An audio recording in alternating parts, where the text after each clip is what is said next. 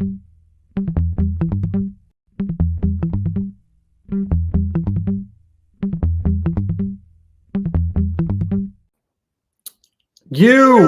know I'm live right here on our YouTube channel. Took a little time off from our live show, but we're back today for our 11th live episode. Nick Durst here along with Joe Calabrese, and we are, of course, powered by StreamYard. Thank you for them for getting us on the air here. We had to come back because, Joe, it is finale week of Big Brother. We started off talking about episode 1 like months ago. And this has just been it is the longest season ever. It is the longest season ever. I personally think it was too long. I agree. And I don't like it going into November. I miss when it starts, the end of June, the beginning of July. It's got to end at the late September, maybe the earliest, the first week of October, because it's still nice out there. But 100 days is too long. It's not really a winter show. You know what I mean? It's a summer show. It's always been built in the summer. I agree with you. That said, I have enjoyed it. I think the first half of the series was much better than the second half, but I do think this was one of the better seasons in recent years, so I've really enjoyed it. And why don't you tell everybody where we're at right now? Well, before we do that, I just wanted to say that if you listened here to Julie, like I predicted earlier in the season, Celebrity Big Brother's coming. Yeah. To start the next year.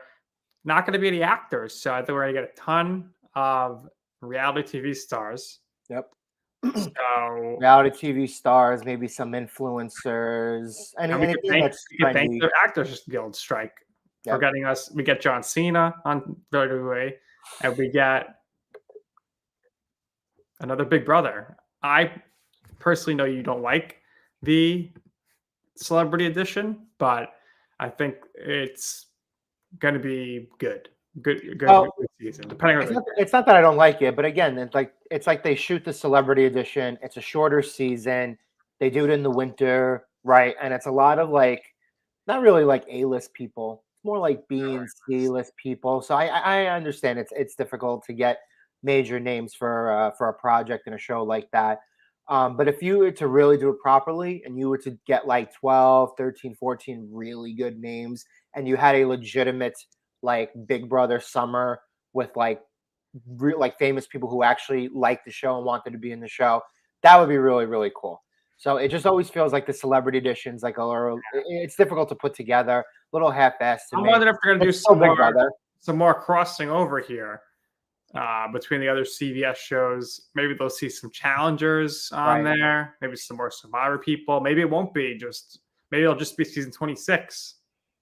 I think it's going to be Celebrity, though. But is there anybody from, let's say, The Challenge you think they would be good? Because we never had a challenger on Big Brother. I mean, that depends, because a lot of challenge contestants were on Big Brother and Survivor. Well, they started there. Nobody's ever come into Big Brother. Right. I don't know off the top of my head right now. I would say that I think Wes would do very well in Big Brother. And yeah, but he's done with competition shows. Well, Johnny would draw ratings. So I think Johnny in the Big Brother house. If you don't take him out right away, you're right. He has to be taken out in the first 2 weeks. And if he's not, then he's going to make it far in the game. And he's going to be ratings gold. And then depending on what conspiracy theories you read, production's going to want to keep him in the house. Yeah. So the other thing that maybe they could, I think it's Celebrity. I think they might do an All-Star season or a second chances season. I think All-Stars it's too close to the other All-Star season. You got to space them out. That was the rumor for 25 seasons. We'll get some All-Stars in here. But I don't know. It's a tough commitment. I think next year they do a normal season. It will incorporate a couple of return guests. Ooh, okay, mixture. That's what I think. Because I think it's been a little while since they've done that. They've tried to do fresh seasons for a couple of years now, and I think they've kind of had success with a variety of popular contestants and winners. But I think it's time you could bring back 3 or 4 people from previous seasons who played the game well or were just entertaining.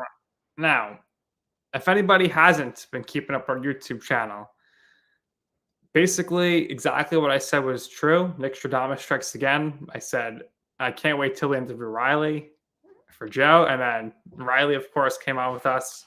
So we had Heisem was on, another great guest. So go check out our episodes with Heisem and Riley, and I think you will enjoy them. But this is it. This is finale week, right, Joe? Here, Yes, it is finale first week week. in November, and I haven't seen any spoilers from this week, so I don't know what's going on. I have. Tuesday night tonight is it's going down. So I really thought on the last episode that we were going to see Matt and Jag turn to each other. I think I got the feeling that's going to happen now. And listen, I think if Bowie Jane's sitting there at the end, I think she's got a shot to win. I don't And think so. I also think that I think she's the odd one out here of the three. I think I was going to say that Matt and Jag right now are at the point where if they're not loyal to each other and they don't take each other to the final two, I think that's going to hurt their case, their winning case amongst people in the jury. I think staying loyal to each other is the best part of their game. So if you're a Jag, like you wouldn't be in this game right now without Matt. Right. Matt literally saved you. Right. And if you get rid of Matt, Jag will win the game, but it's like a lot of people aren't going to like their vote. Right. But if it's Matt and Jag, Matt could just say like his argument in final is like, this guy wouldn't be here without me. Like I literally, the reason I'm here. So, but you got to be careful because Felicia could win. I know it's like crazy, but it was Taylor won last year because she was always starting the block. So Felicia, if she survives the block, a record-setting 8 times, and she won HOH. She took out Heisem, probably the best competitor. That's at least a decent case you have to consider. Right. Yeah, I think being on the block a lot in terms of like using it as an argument to win the game isn't necessarily a great argument to win the game. If you're on the block 2 or 3 times and you win the veto once or twice and you kind of survive the block a little bit and you prove yourself to be a strong competitor, I think that's a little bit different. I think over time Felicia became the person in the house that it was easy just to have her on the block. It was an easy nomination. Right. But yeah, so I think at the very, very beginning, Bowie Jane was like playing summer camp. I didn't think she was doing anything. And then as the game went on, she did win a couple. I remember she's lying about her age. She's right, 10 years older than she said she is. And she's actually she's not just a DJ. No, she's not. But I think over time with the HOH wins, she kind of shed that label a little bit. So it's like she kind of deserves to be here. That's fine. But like I said, if she wins the last HOH and she's the one that gets to pick who comes with her, right? That's 4 HOHs, right? So yes, that's a strong case to win. Strong case. Yes, I agree. And she played a flawless social game. She did. She just did nothing. She wasn't in an alliance. Yeah. She perfectly treaded the middle. She successfully lied, I guess, until maybe she reveals her age. I don't know if she actually did that during the course of the game in the house. But so, like I said, I'm talking about Felicia here. She's already out. But it was good they got her out because I thought she would have had at least a case to kind of make herself. But it's Bowie Jane. I didn't want to say it. But Matt and Jag. I know Felicia's out already, but I was getting all caught up in my talking about this. We got to talk about Corey and America. They got taken out, which was rough. If we're talking about people who are going to return to the game, I don't think Corey and America return as a duo, but I definitely do think that one of them would be asked to return to the game. And I think it would more likely be Corey than America. Well, if we take one person from the last 3 seasons that will return, Corey from this year, yes, Michael from last year, right? Yep, Derek X. Yes, I agree. And Christian was good too. He was a Christian one. Yeah, they have a couple of. I could see Heisen coming back as well, but that it's you never know. But let's talk about Big Brother people from this season that we could potentially see on the Challenge USA next year. Okay. I think it's a short list. It is a short list. I think it's Riley, Matt, Heisem, Matt, and maybe Jag. But I think Riley, Heisem, and Matt would be the 3. Yes. I think they're going to try to see if they can package out Riley and Matt because Riley has been doing Instagram lives and stuff, and she's been posting, and she's very, very happy about Matt. So she's going to be there. And she sent him an HOH letter. Yeah, she did. I don't know. I think she was. It's what happens, right? Absence makes the heart grow fonder. You're in the house, and eventually you see Corey in America, and obviously everybody knows Corey's going to be America's favorite house guest. Definitely America's. But Definitely. who are you voting for America's favorite house guest? Who would you vote for? Would you vote for America? Would you vote for Corey? I think I would vote for Corey. I think Corey was smart. I think Siri's going to win America's favorite house guest. I don't think so. I think Siri is but I think there are 2 or 3 people. Matt, maybe. Well, if Matt doesn't win the game, he'll be voted America's favorite house guest, I think. I mean, Jag is up there. A lot of last people year, Taylor won both. Right. I know it's difficult. I think America's 4 favorite house guests this year were Matt, Jag, America, and Corey. So one of those 4. I think you should vote for Riley. Riley was evicted too early. Riley, I think if you're to me, it's difficult unless. Did you hear what Taylor said with Julie? She said that taking Riley out so early really changed the game, and getting rid of Heisman changed the game. It did change the game. They had big players. They were big players. I think Riley played it so bad so fast because I ultimately think a lot of people wanted to work with Matt. Matt was never really in a true alliance, and that's a testament to how far he went in the game because he's in the final 3 now, and if he wins the final 3 HOH and he's sitting in one of the final 2 chairs, I think he's going to win the game. But it would have been so much different if the showmances would have buddied up probably like they had wanted to and kind of included Jag in there because you would have had a concrete group of people at the beginning of the game who would have better been able to go after Siri and Felicia and Izzy, Jared and Blue. And, we would have had 2 distinct sides of the house going at war, and you would have had the floaters out a little bit sooner. But yeah, no, I think evicting Riley definitely changed the game because I think Riley now realizes, shoot, I should have worked with Matt. I should have worked with America. I should have worked with Corey. We would have been able to go to the Final 4. Nobody would have been able to stop us. Yeah, and it hurt to see Jag turn on Corey in America. I mean, it worked out for him, but it did work out for him. He's a shot right there. I mean, he's played such a strong game since he's been back in the house. But again, if you're sitting next to a guy like Matt in the final 2, right? Like, why would you want to get rid of America? I want to sit next to America in the final 2 because she wasn't going to win. She wasn't going to win. I agree. I would have kept America over. Just because you're a super fan and you're smart, and America and Corey had all of the correct reads on everybody in the house, but Corey would have had a better case than America. America, if you're sitting next to Jag, would have had no shot. Corey's game by talking to Blue, because otherwise, I think Corey was gonna. He was gonna have to win eventually, but he would have probably been at least final 4. But he had to win, and he couldn't win. Well, he won one of the double eviction HOHs. So you're right, but and then what happened? They came back in the house, but they came back right. Yeah. But he didn't win. He needed to start winning, at the end, but he didn't. But we'll see what happens at the finale. I'm looking forward. I could see Cameron going back in the house. I'm sure he'd love to. Because I think he got a little hamstrung by having a cast this year because I'm sure everybody likes each other, but he didn't really have a side. Everybody was kind of going against them. I think if he goes back into the house with a fresh set of people, there's going to be a group of people who are going to be like, we like this guy. He wins competitions. He's a beast. He's likable. The people that he was in his first season with didn't really necessarily want to work with him. We want to work with him. So I think that's a player that would make sense to go back into the house for a second season. All right. We'll see how it shakes up. We'll see what happens.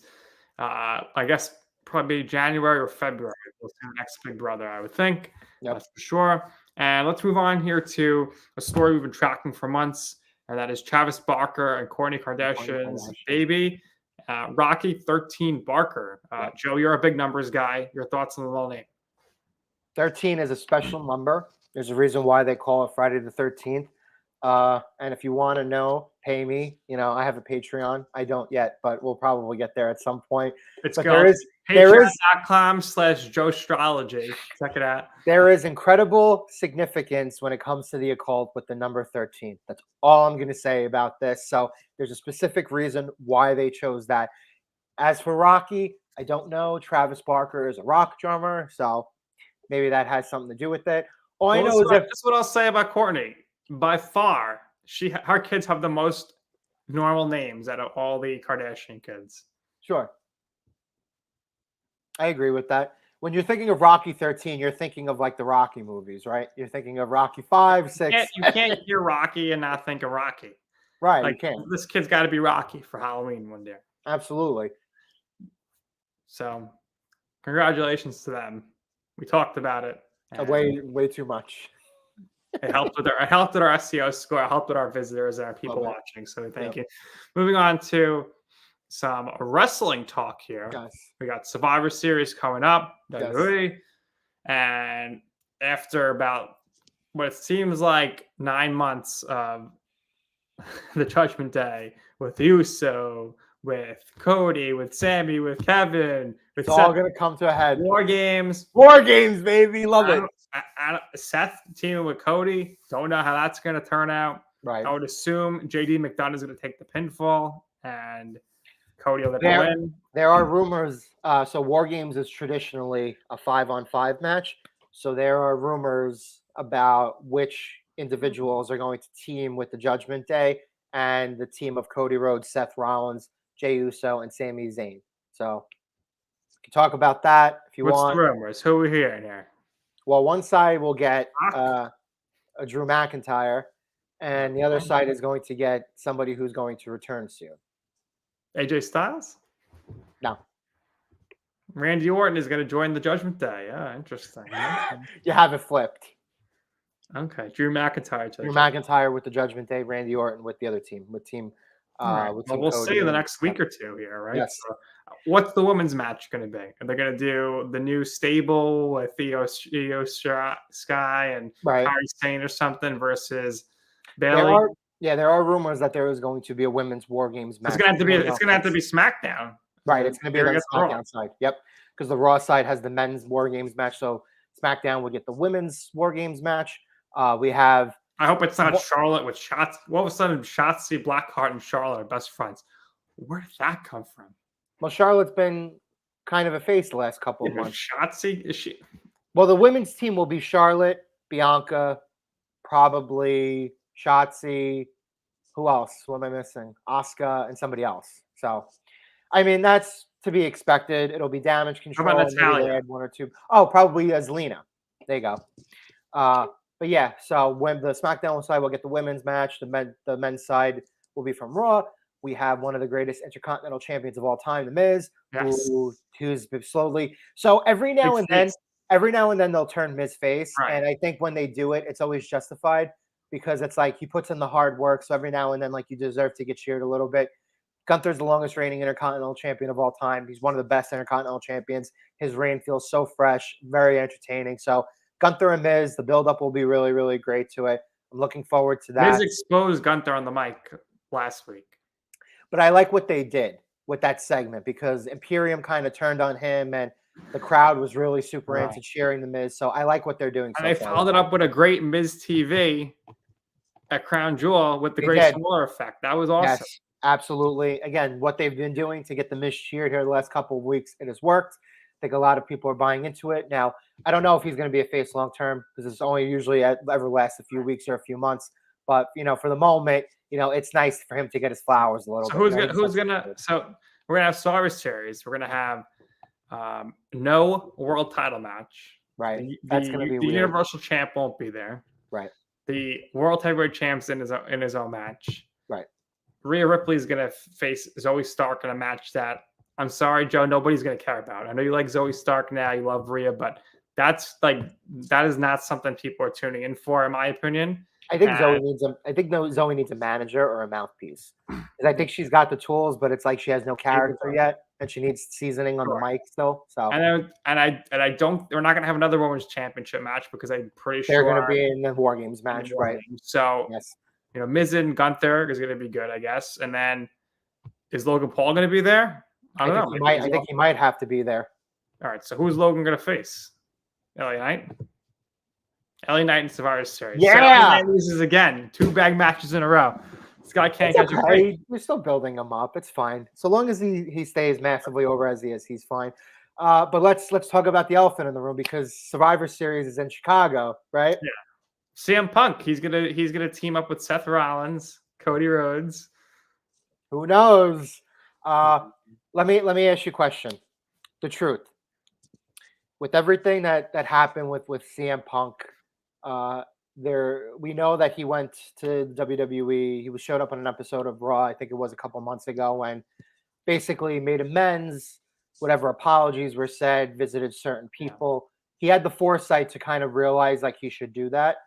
I think here, especially with somebody like him, when you're such a big name, like the last couple of times he's left wrestling have been so messy, not really on his terms, not made him look good.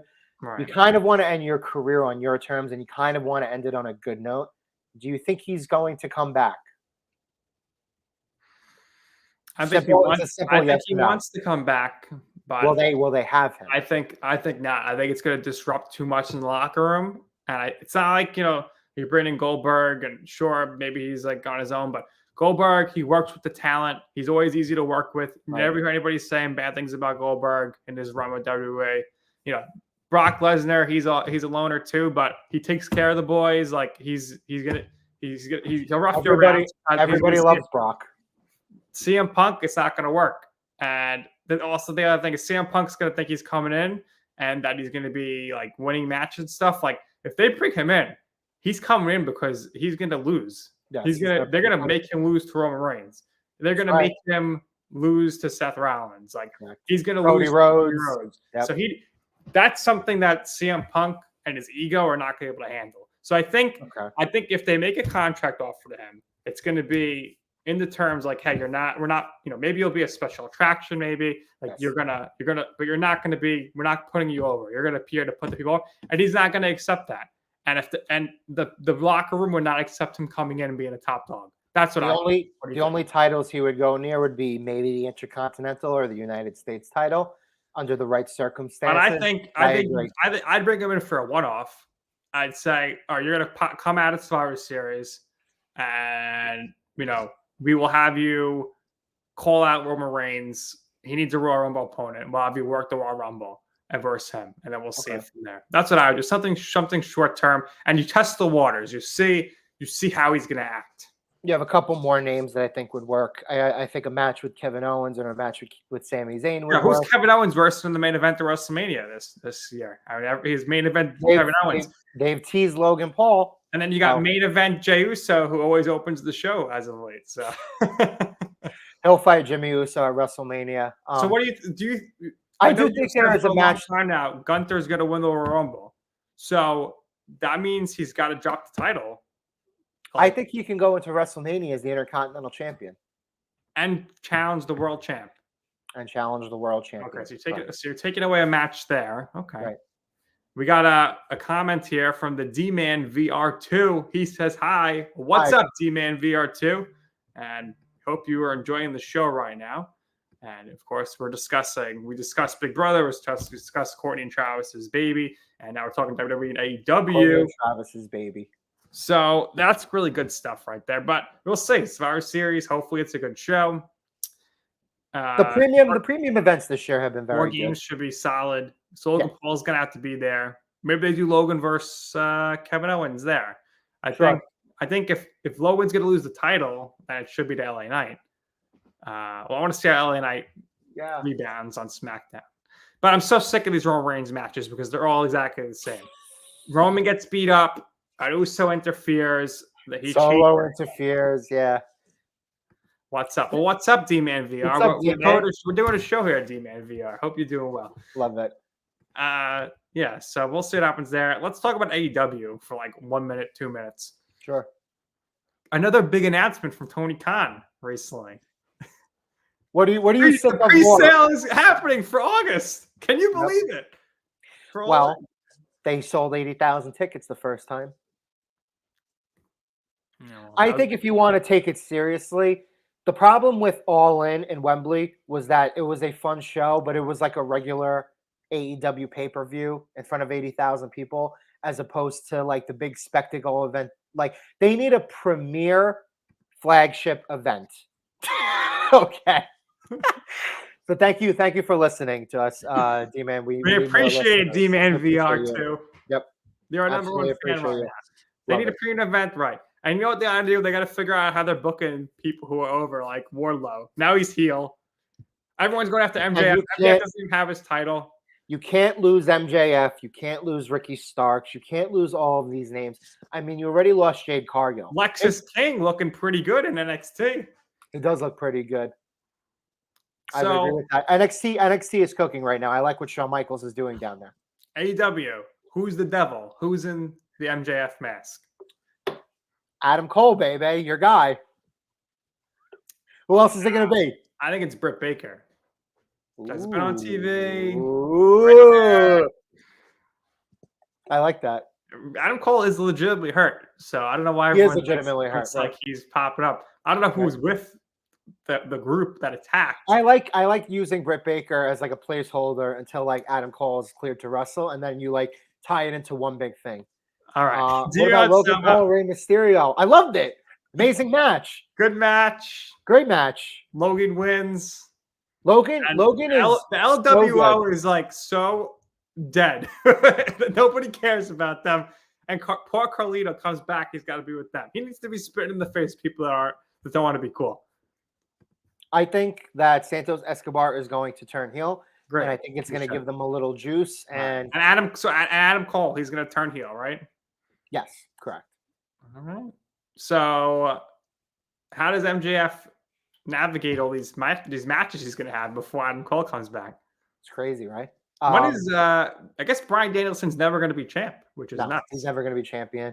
I think so. We got Samoa Joe, Daniel Garcia, Wardlow, and obviously Jay White all going after MJF right now. Yes. I like what they've done with Jay White and Bullet Club Gold. Yeah, I might go to an AEW. I hear AEW shows are good. Good Prevention Center. Good. Yeah. Well, this has been fun, Joe. Yes. It's good to be back in the areas. We'll try to do this whenever we can. D-Man, thank you for sending us questions. D-Man is right. The Jets got dominated last night. Of course they got dominated. This guy is great. All I know is our friend of the podcast, former podcast guest, Joe Foreman, last week was why was Joe Foreman there? He's out of his I don't know why he was there. He asked me to go to the game, and I had something to do here back on Staten Island, and I did not want to go. I had a rough feeling about that game. Yep. Well, D-Man VR2, we appreciate your comments. Everyone go subscribe to his channel. Yes. We are, of course, on social media, on X, and we are on Instagram and TikTok at YKR Podcast. And we are on Instagram at that handle as well. And we're on YouTube and Facebook. You know my podcast. You can find us everywhere.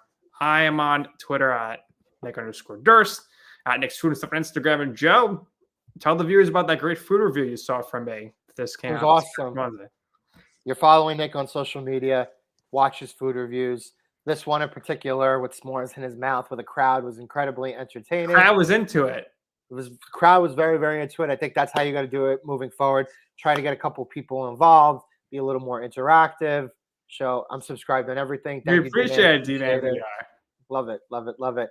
But yeah, go check Nick out. I'm Jay Calabrese1 on Twitter. Joey Cal's on my other social media platforms. Joey Cal's Astrology Patreon coming soon. Yes, that's correct. All right, so that's going to do it here for this episode of You Know I'm Right Live. Enjoy the finale of Big Brother. Got a little jolt. The unexpected. Yes. And until next time. Last question. Who wins Big Brother? Matt. I agree. Take it to the bank.